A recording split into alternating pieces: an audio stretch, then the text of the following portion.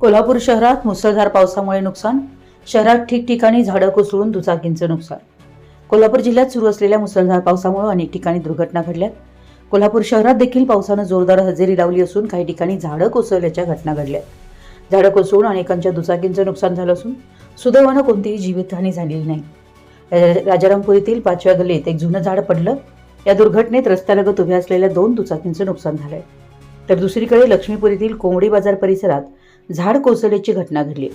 या घटनेत 3 ते 4 दुचाकींचं नुकसान झालं आहे. तर एका चहाच्या टपरीचं नुकसान झालंय.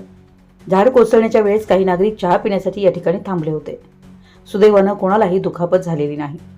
तसेच हे झाड विद्युत तारांवर कोसळलं, मात्र दैव बलवत्तर म्हणून कोणतीही मोठी दुर्घटना झालेली नाही.